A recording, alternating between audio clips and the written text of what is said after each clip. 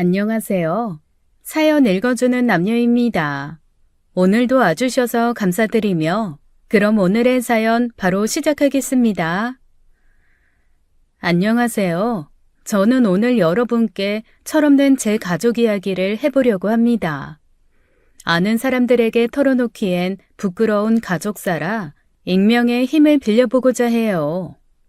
저는 이남 일녀 중 둘째로 얼마 전 그중 첫째인 오빠 부부와 절연하게 되었어요.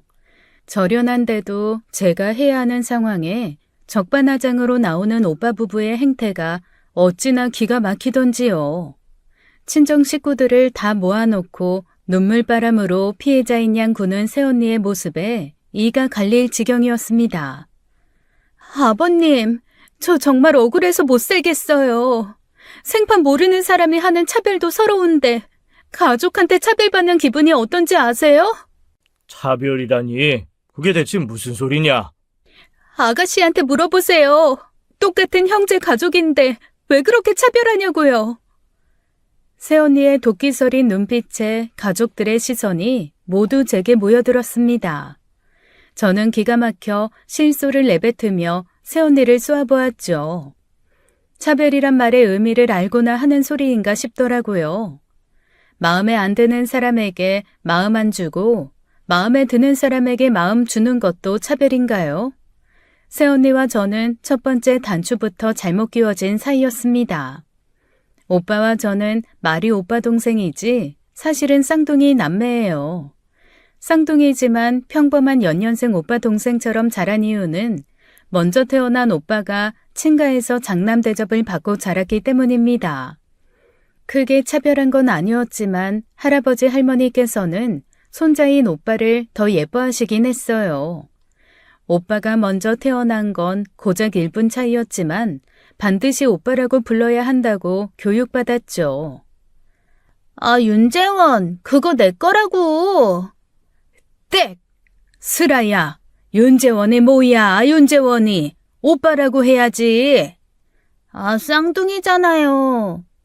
쌍둥이라도 엄마 뱃속에서 먼저 태어난 사람이 더 위야. 그러니 오빠한테 그러면 안 돼. 항상 오빠를 존중해야 하는 거야. 그러다 보니 알게 모르게 어렸을 때부터 오빠에 대한 불만이 좀 쌓여 있었어요.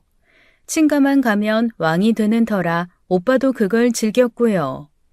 초등학교 저학년 때는 집에서 제가 이름 부른 횟수까지 적어놓고 할아버지한테 이르곤 했으니 얼마나 얄미웠겠어요. 할아버지, 이번 주에 윤수라 저게 나한테 13번이나 반말 쳤어요. 아씨, 내가 언제 해? 아니에요. 슬아야, 너 이리 좀 와봐라. 그렇게 불려가면 30분은 앉아서 설교를 들어야만 했어요. 어렸을 때야 멋모르고 그게 맞는 말이라고 생각하고 고분고분 듣고 있었지만 저도 성격이 보통은 아니거든요. 머리가 크고 배운 게 많아졌다고 할아버지 앞에서도 따박따박 받아치기도 했죠. 근데요, 할아버지, 유교에서는 무릇 윗사람이 먼저 보여야 할 모범적인 태도에 대해서 가르치지 않나요? 그렇잖아요. 윗물이 맑아야 아랫물이 맑은 건데 매번 저만 이렇게 앉아서 혼나는 것도 이상한 것 같아서요. 오빠가 배울 점이 많은 사람이었으면 존경심이 절로 들었을 것이고 저도 당연히 존중을 했겠지만 오빠한테선 그런 모습을 찾아볼 수가 없으니 그런 건데 왜 저만 혼나야 돼요? 저도 보통 내기가 아닌지라 할아버지 할머니의 훈수에도 따박따박 할 말 다 하고 자랐고 챙길 건 다 챙겼었어요.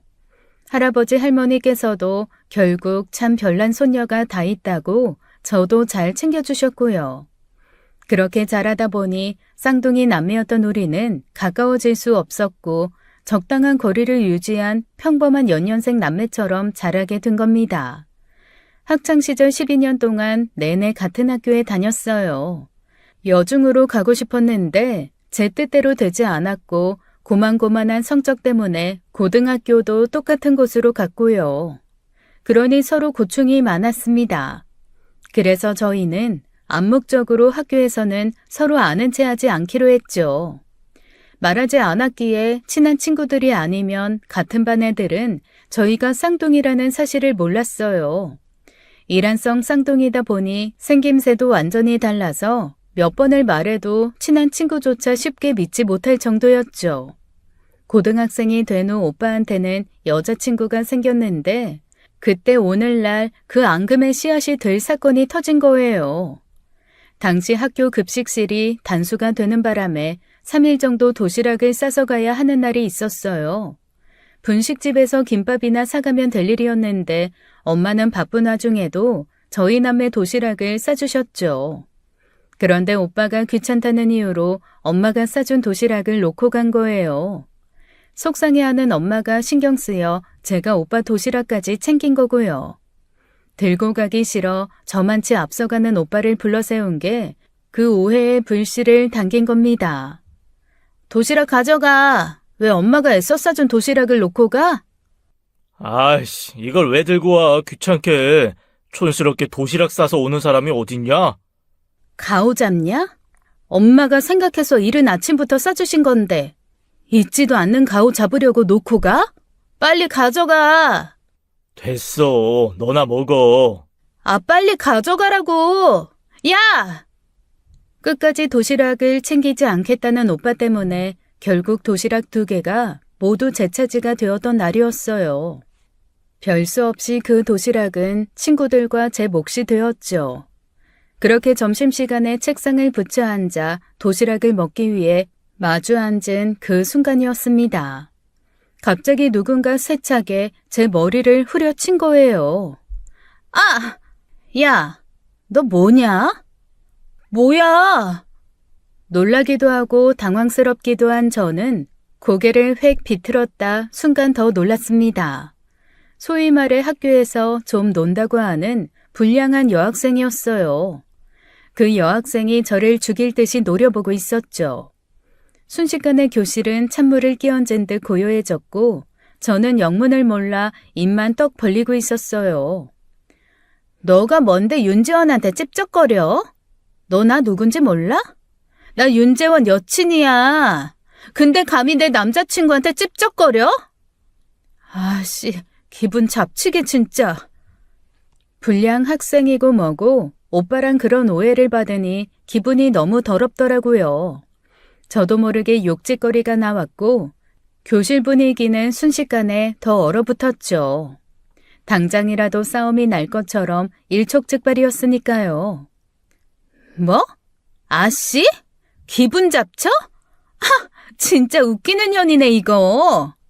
야, 너 뭐냐? 너 뭐 돼? 윤재원 여친이면 가서 윤재원 옆구리에나 달려붙어 있을 것이지. 왜 애먼 사람 찾아와서 지랄이야, 지랄이. 뭐야? 아, 진짜 기분 더럽네. 네가 윤재원 여친인데 뭐 어쩌라고. 오리발을 내밀겠다? 남의 남자 건드린 게 쪽팔리긴 한가 보지? 나 오늘 아침에 버스 타고 가면서 다 봤거든? 너 재원이 도시락 챙기더라? 근데 어쩌냐? 재원이는 나밖에 몰라서 네가 싼 도시락은 손도 안 댄 건데. 그래서 결국 2개 다 네가 먹고 있는 거잖아. 그러면서 그 여자애는 기어이 선을 넘더라고요. 엄마가 싸주신 그 도시락을 들어다 바닥에 쏟아버린 거예요. 저는 그 순간 이성을 잃었고 곧바로 머리채를 잡고 흔들었습니다. 아! 뭐? 찝쩍? 야, 윤재원 같은 놈 한 트럭 갖다 줘도 내 쪽에서 사절이거든? 네가 뭔데 우리 엄마 도시락을 쏟아? 네가 뭔데? 교실은 난장판이 됐고 아이러니하게도 그 싸움의 원흉인 오빠가 소식을 듣고 와서야 일단락이 되었습니다. 야, 윤수라, 임유경, 그만해. 그만하라고. 재원아, 얘가 내 머리를 막. 참나, 윤재원, 너 수준 알만하다. 뭐 여자친구? 기가 막혀서. 야, 너 아빠한테 말하기만 해. 그럼 이 꼴을 하고 집에 가서 뭐 혼자 길 가다 자빠졌다고 거짓말이라도 하라는 거야? 누구 좋으라고? 서로 머리채를 잡고 핥히며 싸운 통에 저는 입 주변이 터지고 그 여자애는 머리카락이 한 움큼이나 뽑혔죠. 결국 선생님 귀에까지 들어가 교무실로 끌려갔고요. 그 일로 제가 오빠와 쌍둥이 동생이라는 사실이 전교에 퍼졌고 그 웃지 못할 에피소드로 저는 한동안 동물원 우리 속에 동물이 된 듯 전교생의 눈요깃감이 됐었어요. 오빠는 하라는 공부는 안 하고 벌써 연애질부터 한다고 아빠한테 된통 혼났고요. 저는 잘못한 것도 없이 오빠의 원수가 되었어요. 웃긴 건 제가 오빠 쌍둥이 동생이라는 걸 알았을 텐데도 그 여자애는 사과도 하지 않더라고요. 그때부터 싹수가 노랬던 겁니다. 새언니는. 맞아요. 그때 그 여자애가 오빠와 결혼한 새언니였어요. 그런 일이 있으니 고등학교 3년 동안 사이가 좋았겠나요? 그 후로 치고받고 싸운 적은 없지만 만날 때마다 서로 눈을 흘기는 사이로 지냈죠. 갑자기 결혼하겠다고 데려온 임신한 여자친구가 그 여자애였으니 제가 얼마나 황당했겠어요. 세월은 변했지만 인성은 그대로라 결혼 후에도 사이가 좋아진 것도 아니었습니다. 그러다 보니 필요할 때 오빠에게만 연락하고 만나더라도 대면대면 했죠. 안 그래도 못마땅한데 결정적으로 미운털이 박힌 건 결혼 후 첫 명절 때였어요. 혼자 드신 할머니를 뵙기 위해 온 가족이 시골에 방문했거든요. 말씀드렸다시피 할머니는 오빠를 장남이라고 추켜 세우며 그렇게 예뻐하셨는데 새언니가 그걸 이용한 겁니다. 아가씨, 나 시원한 식혜가 먹고 싶은데 할머님께서 놔주려고 직접 만들어주셨다는 거 그것 좀 가져다 줘. 저는 새언니가 늦더위에 실성했나 했습니다. 나한테 이래라 저래라 시킬 군번도 아니라고 생각했기 때문이에요. 하도 어이가 없어 쳐다보고 있었더니 뒤에서 할머니가 그러는 거예요. 부엌에 내가 한솥 해놨다. 얼른 가져다 줘. 처음엔 괜히 큰 소리 나는 게 싫기도 하고 어떻게 나오나 싶어 그런 일을 한두 번 해줬어요. 그랬더니 자기가 뭐라도 된 것처럼 작정하고 부려먹는 겁니다. 미운 게 미운지만 골라서 하더라고요. 그 뒤로는 할머니가 뭐라고 하거나 말거나 무시로 일관했고 함께 할머니 집에 간 적도 없어요. 그뿐만이 아니라 애 낳았으니 선물 사달라, 독박육아 너무 힘들어 죽겠다, 도우미 비용 달라, 부모님께도 갖은 핑계와 아양을 떨어 손을 벌리는데 제가 뭐가 좋다고 친하게 지내고 싶었겠어요. 그런데 갑자기 나타나 절연 선언이라니 정말 가지가지 한다 싶더라고요.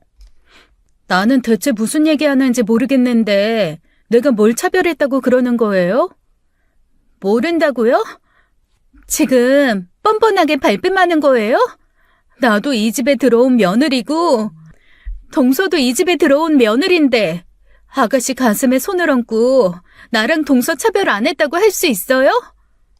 그러니까 피차 나이 30 넘은 어른인데 눈물로 호소하지 마시고 내가 대체 무슨 차별을 했다는 건지 말해보라니까요. 아가씨, 지난주 동서 생일에 생일 선물 해줬다면서요. 저 이 집에 시집와서 아가씨랑 가족된 지 3년이에요. 그동안 제 생일 선물 한 번이라도 챙겨준 적 있어요? 아, 생일 선물? 오는 게 있어야 가는 게 있지 않겠어요? 새언니나 올케나 들어온 시기로 따지면 내 생일이 먼저인데 그러는 새언니는 내 생일 한 번이라도 챙겨봤어요? 올케는 들어오자마자 내가 말하지도 않은 생일 챙겼어요. 오빠도 알 거 아니야. 새언니가 오빠 생일도 챙겼는데. 나는 손윗사람이고. 손윗사람인데 뭐요? 손윗사람이면 생일 선물 받아먹기만 하고 안 챙겨줘도 된다는 거예요? 그러는 새언니는 왜 생일 때마다 따박따박 우리 집에 와서 아빠한테 용돈 달라고 하는데요? 제가 어처구니 없어 받아친 말에 새언니는 얼굴이 새빨개졌고 말문이 막힌 것 같았습니다. 그러다가 다시 생각났다는 듯이 정신을 붙들고 또 그러더라고요. 정인이요. 우리 아들 이 집 장손으로 태어나서 다들 축하한다고 했을 때 아가씨는 뭐 했는데요? 엄마 편에 오빠한테 100만 원 보냈잖아요.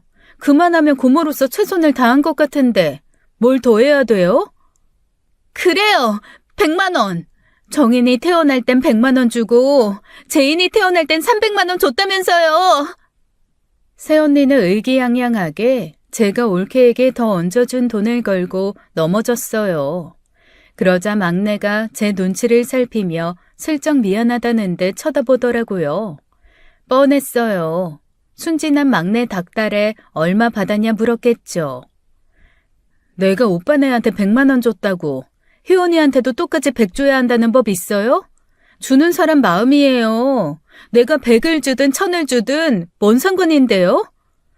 그게 차별이라는 거예요. 누구한테는 돈 300이 척척 나가고 누구한테는 고작 돈 100만 원 나가는 거요. 그뿐이게요? 아가씨, 고모라고 정인이한테 정부차 안아주고 놀아준 적 있어요? 근데 재인이한테는 달에 한 번은 꼭 찾아가서 본다면서요. 그게 차별이 아니고 뭐예요? 애한테는 감정 없어요. 올케야 더 정이 가니까 희원이네 집에 자주 가게 되는 거고. 솔직히 새언니는 저랑 따로 집 왕래할 만큼 가까운 사이도 아니잖아요. 나는 우리가 그렇게 정붙이고 얼굴 볼 사이 아니라고 생각하는데요. 내가 더 챙기고 싶은 사람 챙긴다는데 그게 뭐 어때서요? 그게 차별이라고요, 차별. 왜 사람을 차별해요? 왜? 그러고는 갑자기 미친 사람처럼 악다구니를 쓰더라고요. 그 자리에 있던 사람들이 모두 놀라 쳐다보았고 잠자코 듣고 계시던 아빠가 입을 열었죠. 그래라. 네? 슬아랑 영 끊고 싶다며? 그렇게 해라. 아버님! 앞으로 두 사람 마주칠 일 없게 명절에도 따로 네 엄마한테 보고해서 시간 맞춰 오고 그래라. 이게 네가 원하는 거라며? 아빠가 단번에 문제를 해결해 줬는데도 어쩐지 새언니와 오빠는 표정이 좋지 않았습니다. 아빠는 안 그래도 새언니 하는 행동이 마음에 들지 않았는데 별 말 같지도 않은 걸로 분란을 만드니 더는 상종하기가 싫다더라고요. 그 옆에서 멍청하게 앉아 동조하는 아들도 보고 싶지 않고요. 우리 사이야 하루 이틀 일도 아닌데 마음에 들던 안 들든 지금까지 그래왔던 것처럼 적당히 지내면 되잖아요. 그런데 느닷없이 식구들 모아놓고 뭐 대단한 이야기라도 되는 것처럼 그런 이야기를 하다니요. 그게 다 이유가 있었던 것이었어요. 그 일이 있고 난 후 막내 부부는 제게 너무 미안해했어요. 정작 사과가 필요한 사람은 사과의 사자도 안 꺼내는데 사과할 필요가 없는 사람만 쩔쩔맸죠. 언니, 죄송해요. 괜히 저 때문에. 형님이 연락도 없이 집에 오셨어요. 그때 언니가 준 생일 선물 보자마자 언니가 준 거 아니냐고 물어보시더라고요. 제가 거짓말이라도 해서 둘러댔어야 했는데. 세연이 네가 뭐가 죄송해. 내가 좋아서 준 건데. 너나 희원이 탓 아니니까 걱정하지 마. 우리 원래 사이 안 좋았잖아. 이참에 확실하게 정리해버리니 오히려 홀가분해서 좋지 뭐. 아휴, 대체 전생에 무슨 악연이길래 저러냐고. 저와 3살 터울인 막내는 아들이었지만 성격이 참 순했어요. 바쁜 부모님 대신 막내 챙기는 게 제 몫이 되어 오빠와 달리 막내한테는 제가 애정이 좀 깊습니다. 그런 애가 딱 자기같이 순하고 착한 애를 데려왔는데 어떻게 안 예뻐하나요? 결혼하자마자 무거운 호칭 같은 거 내려놓고 언니 동생 하자고 하며 편하게 지냈죠. 시댁에 올 때마다 어떻게 하면 한 푼이라도 더 달라고 할까 머리 굴리는 소리가 들리는 새언니보다야 시댁 식구들 눈치 살필 줄 알고 귀염받으려 노력하는 올케한테 정이 가도 더 간 거예요. 그래서 저는 제가 한 행동이 차별이라고 생각하지 않습니다. 새언니한테 사과해 먼저 굽히고 들어갈 생각도 눈꼽만큼도 없고요. 뭔가 분명 꿍꿍이가 있겠다 싶었는데 그 일이 있고 며칠 뒤에 오빠 부부가 절연쇼를 벌인 이유를 알게 되었죠. 시골에서 여든이 다 되어가는 할머니께서 올라오신 겁니다. 슬아야, 할머니 오셔서 다 같이 모여서 저녁 먹기로 했는데 너도 좀 와야겠다. 내가 왜? 절연하자고 했는데 할머니 왔다고 같이 봐야 돼? 그 두 사람 가면 그때 연락해. 밖에 있다가 때 봐서 들어갈 테니까. 아무래도 좀 이상해서 그래. 그렇게 한번 모시려고 해도 복잡한 도시 싫다고 안 오시던 양반이 갑자기 일도 없는데 올라온 게 말이야. 게다가 며칠 전에 재원이네 시골 내려가 할머니 뵙고 왔다는데 그게 난 걸려. 오빠 내가? 갑자기? 엄마는 아무래도 할머니께서 그냥 올라오신 게 아닌 것 같다고 하더라고요. 아무래도 오빠 부부와 무슨 일이 있는 것 같으시면서요. 엄마 말을 듣고 보니 조금 이상하다 싶기도 했고 일단 같이 만나는 게 좋겠다는 엄마의 말에 결국 절연 한 달 만에 오빠 부부를 보게 된 겁니다. 갔더니 저희 엄마한테도 안 하는 알랑방귀를 끼며 어찌나 여우처럼 굴던지 밥맛이 딱 떨어지더라고요. 할머니, 저는 할머니 보면 돌아가신 저희 할머니 생각나서 막 눈물이 날 것 같아요. 할머니가 저 어렸을 때 키워주셔서 저 할머니 되게 좋아했거든요. 아이고, 그래? 할머니가 이렇게 예쁜 손녀 두고 빨리 가셔서 마음 많이 아팠겠어.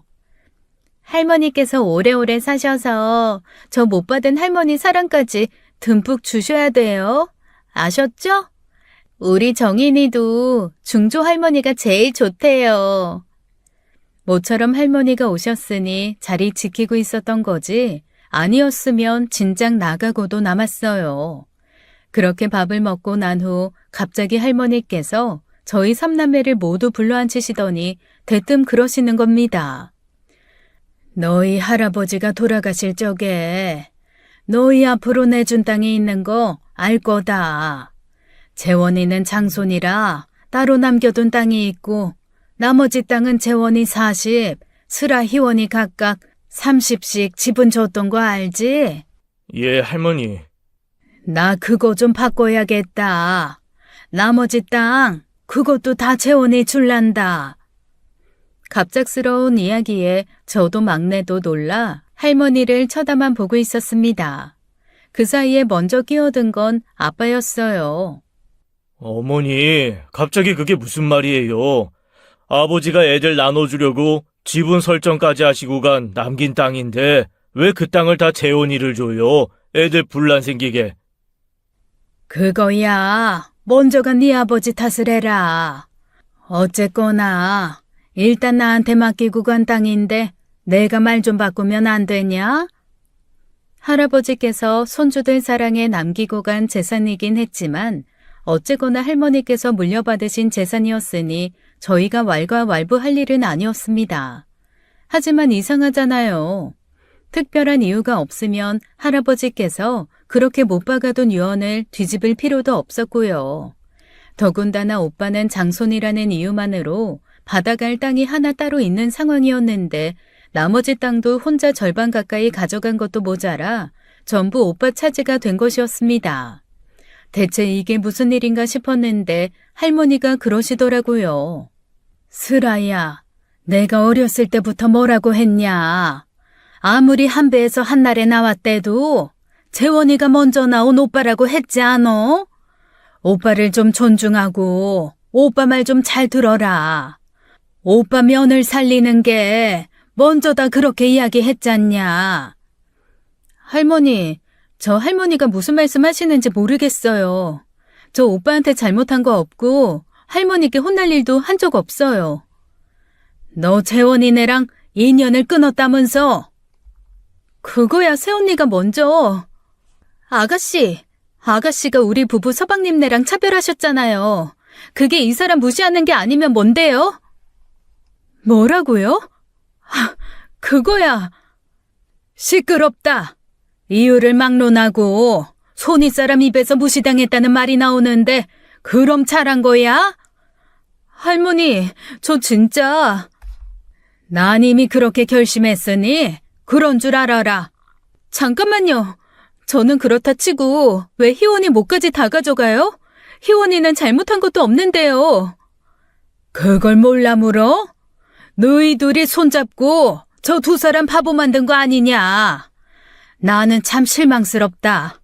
집에 새 사람이 들어왔으면 보듬어주고 품어줄 줄 알아야지. 손윗 사람이라도 동갑내기에 학교도 같이 다닌 사이라면서 왜 그렇게 박하게 굴어? 네 할아버지가 살아계셨으면 뒤로 넘어가실 일이야. 대체 두 부부가 무슨 말로 할머니를 구워 삶은 건지는 몰라도 작정하고 할머니 환심을 산 게 분명했습니다. 느닷없이 차별받았다는 이유로 절연하자고 했을 때부터 이상하다 싶었어요.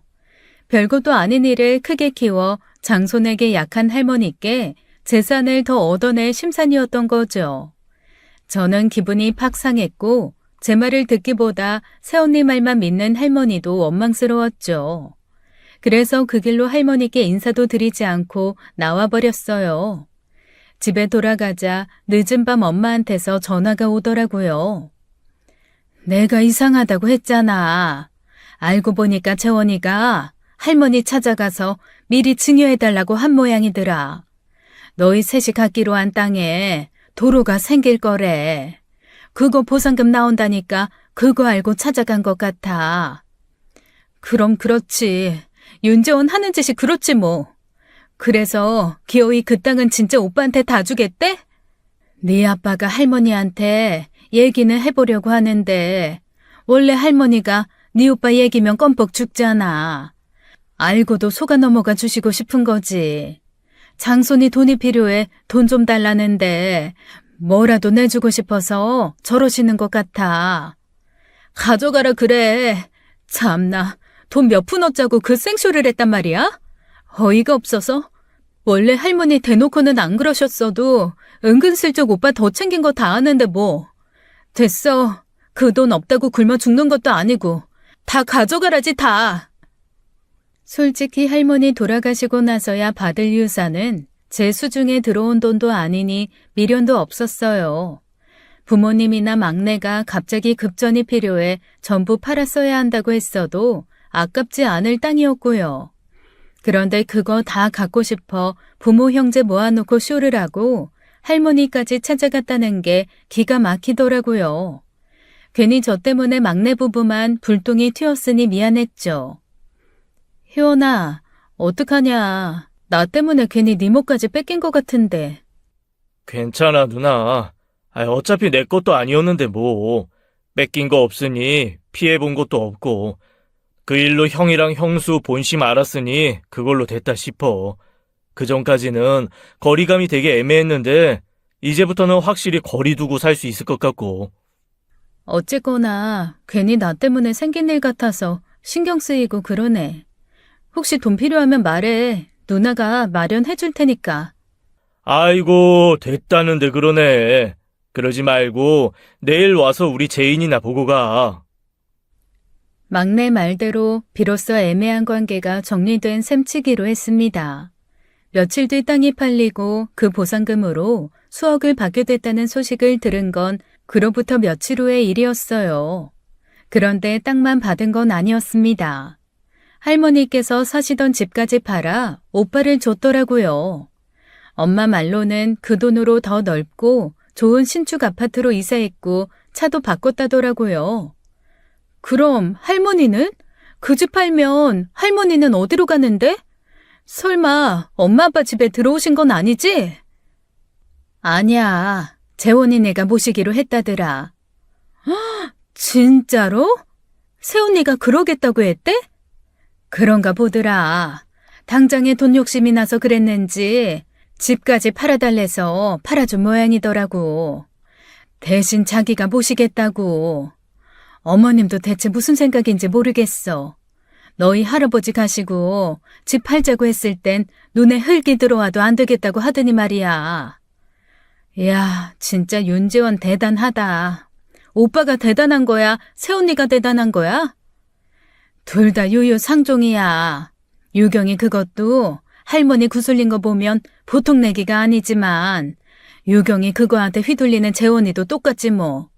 할머니 올라오셨으니 밥 먹자고 부를 일도 많을 거니까 그렇게 알고.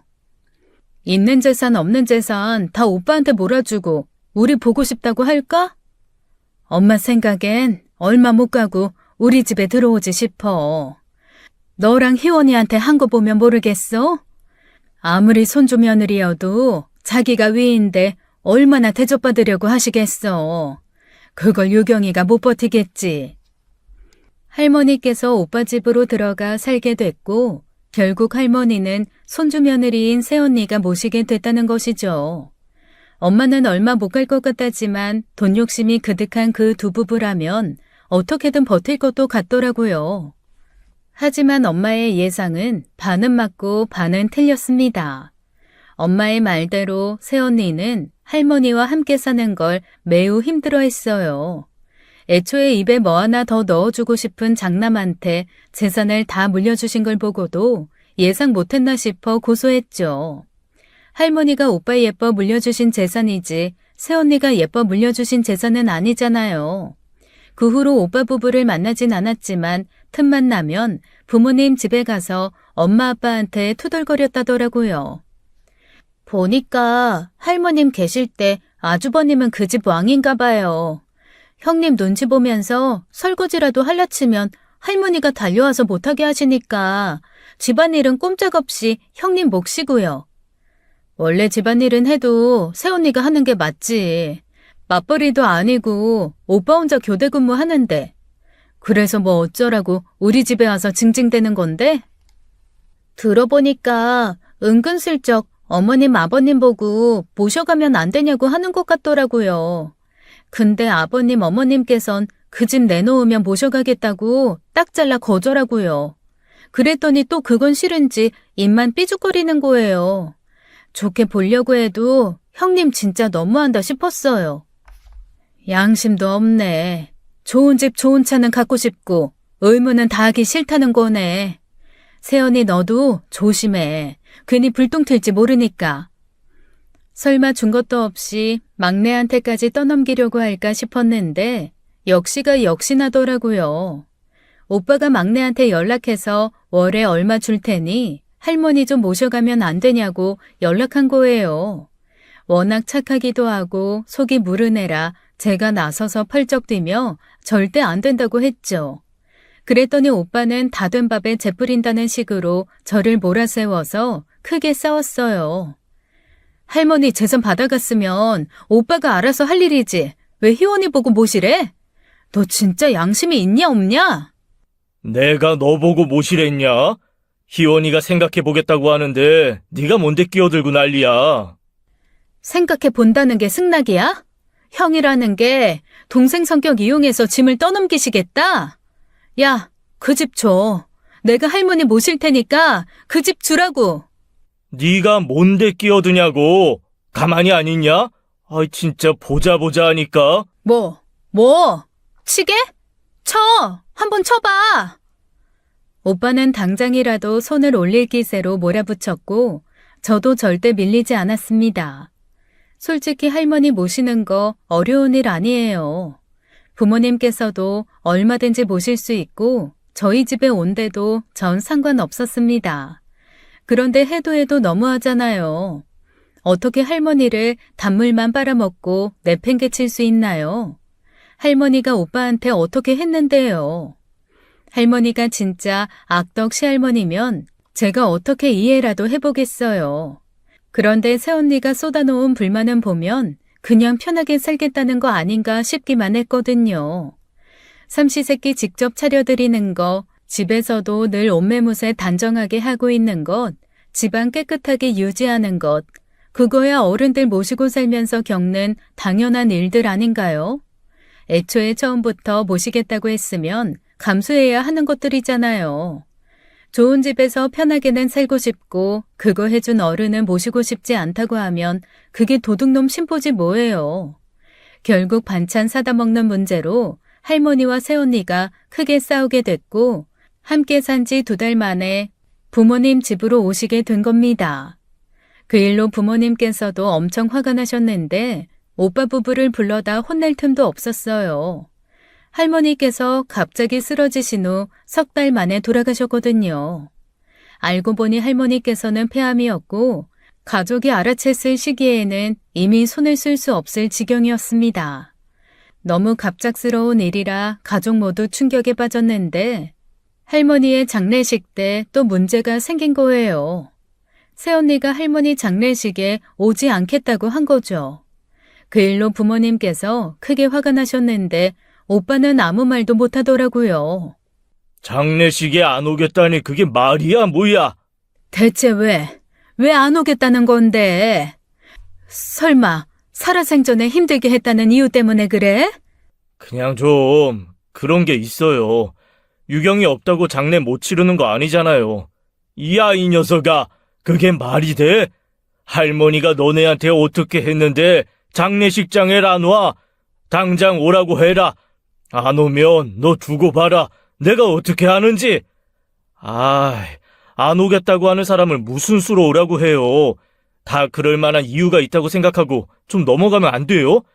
어차피 나한테나 할머니잖아요.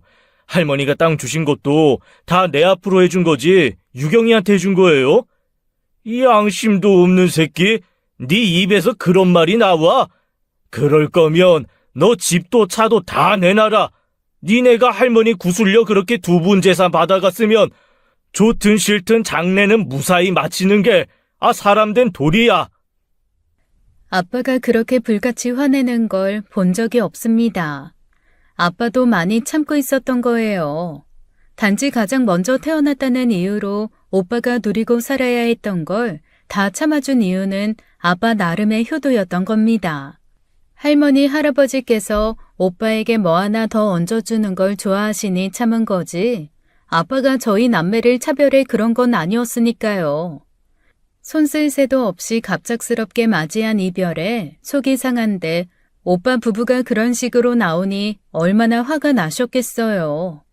아빠는 당장 데려오라고 으름장을 놓았지만 결국 새언니는 장례식을 치르는 사흘 내내 코빼기도 보이지 않았습니다. 할머니는 원래 살던 마을에 있는 선산에 묻히셨어요. 산에 할머니를 모시고 원래 살던 할머니 집에 한번 들렸죠. 팔았다고는 했지만 아직 빈집이었고 집주인의 배려 덕에 할머니, 할아버지가 살고 아빠가 어린 시절을 보냈던 그 집을 둘러볼 기회가 있었어요. 그런데 뒷집 할머니께서 저를 부르시는 거예요. 슬아야, 슬아야. 할머니, 안녕하셨어요?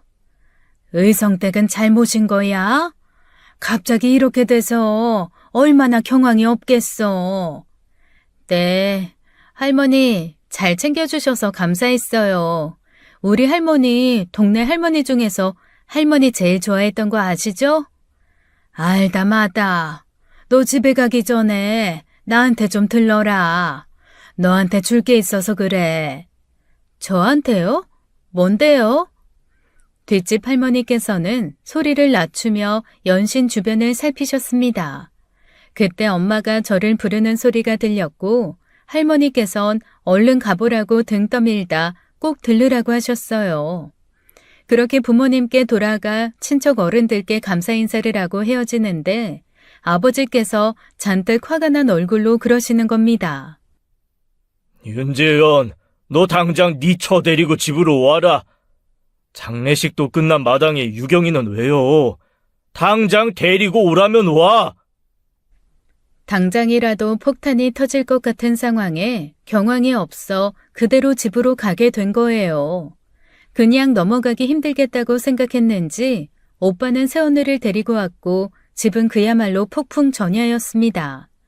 새언니는 와서도 뭐가 그렇게 억울한지 불만이 많아 보였어요. 단도직입적으로 물어보마. 유경이 너 할머니 장례식에 안 온 이유가 뭐야? 내가 그렇게까지 이야기했는데 고집부려 마지막 가시는 길에 어깃장 놓은 이유가 뭐냐고. 저도 저 나름의 사정이 있었어요. 할머니 모시는 2달 동안 제가 뭐 얼마나 편했는 줄 아세요? 뭐? 솔직히 모시는 건 자식이 모셔야 맞는 건데 손주 며느리 집에 와서 얼마나 저를 부려먹으려고 하셨겠어요. 삼시세끼 다 차려야 되고 집안 청소에도 하나하나 훈수 두시고 하루하루가 얼마나 힘들었는데요. 그래서라뇨. 살아생전 저한테 그렇게 대하신 분 장례식에 가서 명복을 빌어야 한다는 거예요? 제가 왜요? 저희는 새언니 이야기를 듣고 너무 어이가 없어서 말문이 막혔습니다. 설마 했는데 할머니 장례식장에 오지 않았던 이유가 살해생전 자기를 부려먹어 가기 싫었다는 거였어요. 2달 동안 시할머니 시집살이 했다는 이유가 장례식장에 오지 않을 이유가 되나요? 새언니는 결혼 후 쭉 전업하는 중이고 오빠 일이 출퇴근 시간이 딱딱 정해져 있는 게 아니에요. 그래서 퇴근하다가도 비상 떴다고 하면 나가야 하고 교대 근무라 밤을 새야 하는 날도 많거든요. 결혼 전엔 그런 이유로 부모님도 오빠 배려를 많이 해주셨고요. 그런데도 결혼 후에는 힘들다는 새언니 때문에 집안일도 많이 거들었던 걸로 알고 있습니다. 안 그래도 귀한 손주인데 밖에서 그렇게 밤낮 없이 일하는 걸 할머니께서 그냥 보셨겠어요. 그렇다고 손주 집에 간 할머니가 삼시세끼를 차려내고 청소할 수는 없는 일이잖아요. 기대도 안 했지만 기껏 댄 핑계가 핑계거리도 되지 않으니 부모님께서는 어처구니가 없어 말문이 막히셨습니다. 솔직히 어머님 아버님은 제 탓하시면 안 돼요. 아무리 이 사람한테 재산을 물려주셨어도 그렇지. 부모 봉양은 자식이 하는 건데 저나 정인 아빠한테 맡겨놓고 나 몰라라 하신 거 그것도 일종의 방관 아닌가요? 뭐야? 방관! 야, 그만해. 진짜 서운해요. 어머님은 제 마음 아실 거 아니에요. 이 사람 어렸을 땐 합가에서 같이 사셨다면서요. 할머님이 얼마나 사람 들들 볶으시는데요. 밖에서 일하는 사람은 밥심으로 산다고 항상 새밥해서 먹이라고 햇반도 못 쓰게 하시고 일부러 저 고생시키려고 시장에서 시금치며 콩나물이며 한 보따리 사다가 반찬하라시는데 얼마나 약이 올라요? 밖에서 고생하는 네 남편 위해서 그 정도는 좀 해달라는 할머니 바람이 너는 그렇게 약이 오르던? 손주 위에 그 정도 좀 해달라는 노인네 바람이 그렇게도 못마땅했어? 저도 귀한 자식이에요. 저도 할머니 있었다고요. 재원 씨 귀한 줄 알면 저도 귀한 줄 알아야지. 왜 저한테만 그런 일을 시키시는데요? 그래! 나는 너도 사돈한테 귀한 자식인 줄 알아서 결혼하자마자 내 아들 외벌이 시키겠다는 거 참았다. 애 낳고 가사 도우미 쓰고 싶대서 내가 그거 3달 해준 건 기억하니? 애 돌진하자마자 어린이집 보내놓고 집안일도 퇴근하는 재원이 시킨다더니 삼시세끼 밥 하나 하는 게 그렇게 힘들든?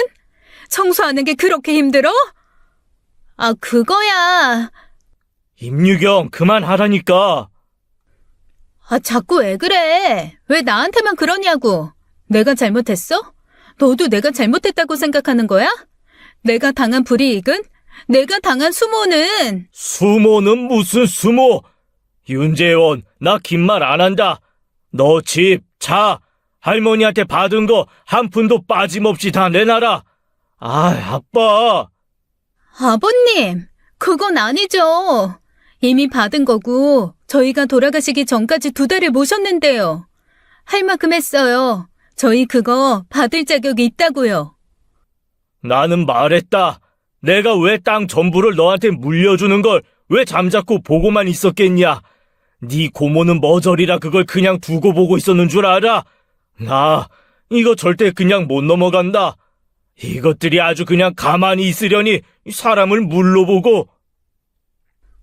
오빠는 어쩔 줄을 모르면서도 새언니 눈치를 보고 새언니는 절대 그럴 수 없다고 난리였어요. 2 사람을 억지로 내보낸 후 아버지는 안주도 없이 연신 소주잔을 기울였죠. 아빠 말이 맞아요. 할머니, 할아버지 자식이었던 아빠가 그 땅에 욕심을 내지 않았던 건 그게 다 자식 좋은 일이라 그랬던 거거든요. 고모도 할아버지가 생전 미리 읍내에 단층짜리 건물 하나를 주시며 양해를 구하신 일이라 그냥 넘어간 것이고요. 집이 없었던 것도 아니고 자기 욕심에 할머니까지 구슬려 미리 증여받은 거잖아요. 저와 남동생 부부는 속상해하는 부모님께 섣불리 말을 꺼내지 못하고 주저하고 있었습니다. 그런데 갑자기 아빠가 그러시더라고요. 슬아야, 희원아, 미안하다. 아빠가 할머니 설득만 했었어도 이런 일은 없었을 텐데, 적어도 너희들 몫은 챙겨줬을 텐데 말이다. 말은 그렇게 했어도 땅은 이미 그 두 녀석한테 넘어가 버렸으니. 아빠, 그게 어떻게 아빠 잘못이야. 그리고 그거 땅, 에이, 괜찮아. 어차피 우리 것도 아니었는데 뭐. 할머니 오빠 사랑 유별난 거야. 어렸을 때부터 알고 있었는데 새삼 놀랄 것도 없지. 그냥 털어버려. 뭐 어쩌겠어. 속만 상하지. 아니, 내가 어떻게든 재원이 그거한테 땅값이며 집값 다 받아낼 거다. 그날 아빠는 뭔가 결심한 것 같았습니다. 첫째 아들을 상대로 전쟁을 하겠다 마음 먹은 것이죠. 저는 그날 집에서 자고 갔어요. 그런데 그날 밤 꿈에 할머니가 나온 겁니다. 할머니는 원래 살던 마당에 서 계셨어요. 제가 집 안으로 들어가자고 해도 고개를 내저으셨죠. 그게 이제 더는 자기 집이 아니라서 들어가지 못하시는 것 같아 마음이 아프더라고요. 그런데 그때 할머니 품에 뭔가가 있었습니다. 그리고선 잠에서 깼는데 그 모습이 너무 신경이 쓰이더라고요. 그러다 문득 뒷집 할머니가 했던 말이 생각난 거예요. 저는 새벽녘에 잠에서 깨서 결국 동이 트기도 전에 집을 나서서 할머니가 살던 마을로 갔죠. 이른 아침인데도 뒷집 할머니는 일어나 계셨고 저를 반갑게 맞아주셨습니다. 아유, 나는 너 그냥 가버린 거 알고 이걸 어쩌나 했어. 제게 주실 게 있다고요? 혹시 할머니 물건이에요? 어떻게 알았어? 가만히 있어봐. 뒷집 할머니는 그렇게 말하곤 방 안으로 들어가시더니 뭔가 가지고 나오셨죠. 저는 그걸 보고 깜짝 놀랐습니다.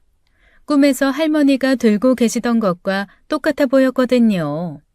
그건 다름 아닌 하얀 광목천에 싸둔 노트 3권이었어요. 네 할머니가 이걸 나한테 맡기더라. 이게 뭔데요? 몰라. 혹시라도 자기한테 무슨 일 생기면 제일 똑똑한 손주한테 전해달라는 말만 했어. 제일 똑똑한 손주요? 그 집 손주 중엔 슬아니가 제일 똑똑하고 총명하잖아. 재원이 그건 영 그쪽으로는 아니지. 그러니까 저는 할머니의 유품을 뒷집 할머니의 선택으로 받게 된 거였어요. 밥 차려줄 테니 밥 먹고 가라는 할머니의 성화에 저는 할머니 집 평상에 앉았습니다. 그리고 할머니께서 남긴 노트를 펼쳐보았죠. 삐뚤빼뚤하지만 할머니의 큼지막한 글씨가 빼곡한 노트였어요. 무슨 말인지 알아보기 힘들었지만 찬찬히 읽어보니 그건 다름 아닌 할머니의 일기장 같은 것이었습니다. 매일 쓰신 건 아니고 할아버지가 돌아가셨을 때부터 최근에 이르는 오래된 일기장이었어요. 전후 사정을 알지 못하면 알기 힘든 동네 사람들 이야기나 할아버지에게 서운했던 일, 자식들이 찾아와 무엇을 챙겨줬다거나 하는 사소한 기록들이 있었죠. 저는 문득 할머니가 이 귀한 기록을 가지고 가지 않고 뒷집 할머니께 맡긴 이유가 궁금해졌습니다. 그래서 최근 기록들 위주로 찬찬히 읽기 시작했어요. 그런데 저는 할머니께서 남긴 기록들을 보자마자 손이 바들바들 떨리고 심장이 요동치는 걸 멈출 수가 없었죠. 처음 눈길이 간 대목은 내가 암이다라고 쓰인 문장이었습니다. 내가 암이다. 머리가 어지럽고 숨도 가쁜 것이 나도 영감 따라 갈 때가 됐구나 했다. 아픈 부모는 짐이라 종식이 춘남이한테 말하기 미안했다. 그래서 혼자 병원에 갔다. 자꾸 보호자 데리고 오라는데 자식 새끼들 없다고 하니 나한테 말해줬다. 폐암이란다. 살 날이 얼마 남지 않았다고 하니까 자식 손주들이 다 보고 싶다. 영감이 제일 생각난다. 그러니까 할머니께서는 폐암이라는 걸 알고 계셨던 겁니다. 그걸 내내 숨기고 있다가 오빠 집으로 들어간 거였어요. 절대 시골을 떠나지 않겠다던 할머니께서 집까지 팔고 오빠 집에 들어간 게 이해가 되더라고요. 그 다음 장에는 오빠 부부가 할머니를 찾았던 날에 기록이 있었습니다. 재원이가 처랑 왔다. 나한테 돈을 달란다. 영감이 남긴 게 있으니 줘야지 했는데 자꾸 영감이 남겨준 슬아 효원이 것도 욕심을 낸다. 재원이가 어려서부터 욕심이 많았다. 재원이 저는 자꾸 서럽다고 운다. 슬아랑 희원이 욕하는 게 괘씸하다. 근데 재원이 보고 참았다. 좋은 것만 주고 키웠는데 저 앞에서 아쉬운 소리 하는 게 불쌍하다. 내 귀한 장손 위에서 줘야겠다. 슬아랑 희원이한테 미안하다. 내가 못된 할머니다. 저를 혼내시며 오빠한테 다 물려주고 싶으시단 할머니의 진심이 그곳에 있었던 거예요. 새언니가 못된 사람이라는 것도 아시고 저와 막내한테 미안한 마음도 품으셨으면서 결국 장손한테 져주신 거죠. 그리고 며칠 후 마지막 일기가 자꾸 눈에 밟혀 눈물이 나더라고요. 집도 주면 재원이가 같이 살아준단다. 집도 주고 땅도 준다고 하니 나를 모셔가겠다고 했다. 병원에서 죽기 싫어. 나 아픈 것도 말 안 했는데 잘 됐다. 죽기 전에 우리 장손이랑 살다 가련다. 영감 만나면 장손이랑 살다 왔다. 장손 며느리밥 얻어먹고 왔다고 자랑해야지. 영감이 약올라 2번 죽으려고 할 거다. 재원이를 위해 주는 건 아깝지가 않다. 내 손주, 내 새끼랑 같이 살다 죽을 생각을 하니 내 인생도 아깝지가 않다. 몸도 안 아프다. 그게 할머니의 마지막 기록이었습니다. 아무래도 본인 아픈 이야기가 있어 오빠 집에는 가져가지 못하고 맡기신 것 같았어요. 행여 누구라도 할머니의 일기장을 들춰보고 할머니가 아프다는 걸 알면 병원에 모시려고 할까 봐서요. 그렇게 오빠 뒤를 따라 나선 할머니께서는 그 집에서 채 2달을 살지 못하고 부모님 집으로 내쫓기듯 오신 거였습니다. 할머니께서 어떤 심정으로 오빠 집으로 갔었는지 또 어떤 심정으로 부모님 집에 오게 되셨는지 알게 되니 할머니가 너무 가엾고 안쓰럽더라고요. 눈물이 주체할 수 없이 흐르는데 밥이 다 되었다는 뒷집 할머니의 말도 못 들을 지경이었습니다. 뒷집 할머니는 할머니의 유품을 껴안고 우는 저를 보시고는 아무 말 없이 그저 등을 토닥여 주시더라고요. 저는 그 길로 다시 부모님 집에 갔습니다. 이른 아침부터 말도 없이 어딜 갔다 왔냐는 엄마에게 부은 눈으로 그랬죠. 오빠 좀 불러줘. 오빠? 재원이야 출근했겠지. 갑자기 재원이는 왜? 너 울었어? 눈이 왜 그래? 재원이 이 새끼가 이걸 봐야 돼. 저는 엄마한테 할머니의 일기장을 건넸습니다. 영문을 모른 채 할머니의 일기장을 받아든 엄마에게 최근 일기를 펼쳐 보여주었어요. 엄마는 오랫동안 할머니 일기장을 읽고 또 읽더라고요. 같은 대목을 종이가 다를 지경으로 바라보면서 돌아가신 할머니를 그리며 글자를 천천히 어루만지셨죠. 그리고 차마 아무 말도 못하겠다는 듯이 인매에 힘을 주며 안방으로 들어가 버리셨어요. 이내 안방에서는 엄마의 흐느끼는 목소리가 들려왔습니다. 세상에서 가장 무거운 돌덩이가 마음에 내려앉는 기분이 들었어요. 그날 저녁 퇴근에 들어오신 아빠에게도 할머니의 일기장을 보여드렸습니다. 엄마처럼 아무 말씀을 못하시다가 엄마한테 오빠 좀 부르라고 딱 한마디 하시더라고요. 오빠는 30분 만에 집으로 와서 죄인처럼 거실에 무릎 꿇고 앉았습니다. 아빠께 집과 차를 내놓을 생각을 하니 눈앞이 깜깜했겠죠. 아빠는 긴 말을 하지 않았습니다. 오빠한테 할머니 일기장, 그것도 최근 부분만 펼쳐 보여주셨어요. 네 할머니 일기장이란다. 읽어봐라. 할머니 일기요? 느닷없이 등장한 할머니의 일기장에 오빠는 어리둥절한 표정으로 일기장을 받았죠. 그리고 연신 맨손으로 머리를 벅벅 긁더니 입술을 꽉 깨물더라고요. 할머니, 시집아 전부였던 그 집 떠날 때 행복해하면서 떠나셨어. 아파 죽을 거 알면서도 오빠랑 같이 살다 가겠다 싶은 그 마음 하나로. 오빠는 아무 말이 없었습니다. 무릎 꿇고 앉아 고개를 푹 숙이고 일기장을 보고 있었어요. 그때 툭툭툭 하고 일기장 위로 오빠의 눈물이 떨어지더라고요. 그때 아빠가 차분한 목소리로 그러셨습니다. 알아보니 내가 할머니 자식이라 너 상대로 재산 싸움이 가능하다더라.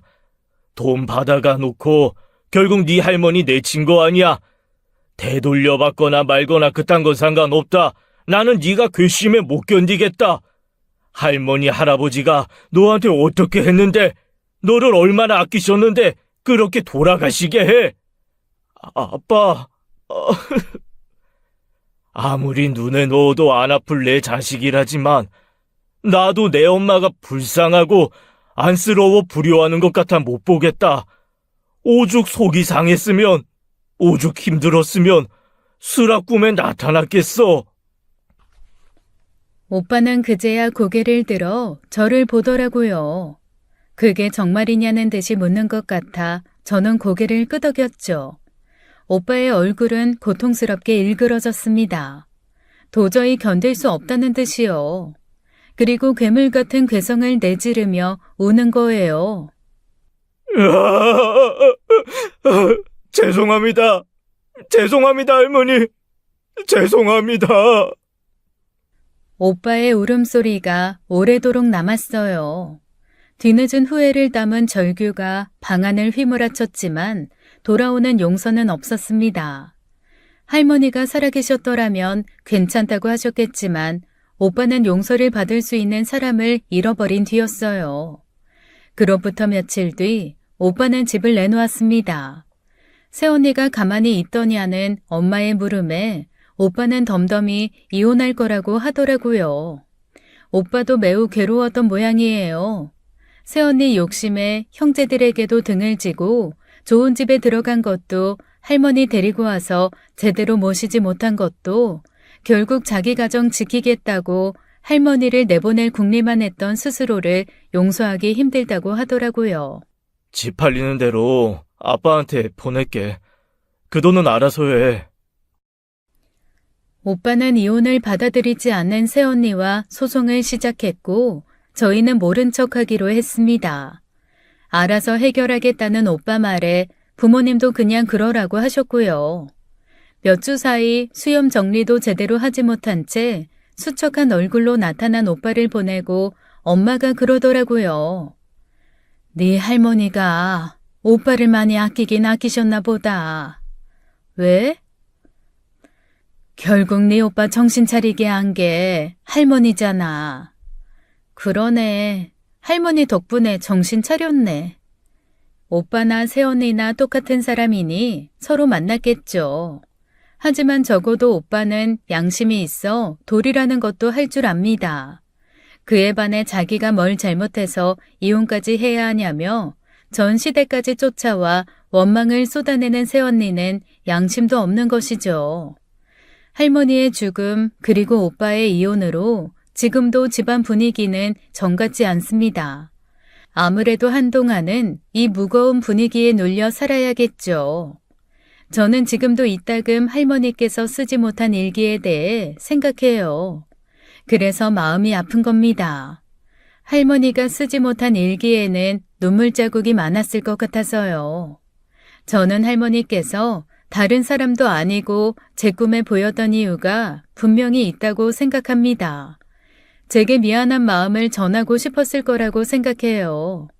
그래서 다시 한번 할머니가 제 꿈에 나타나 주시기만 기다리고 있어요. 꿈에서 할머니를 만나면 이렇게 이야기해 줄 겁니다. 할머니, 새삼스럽게 뭘 그래.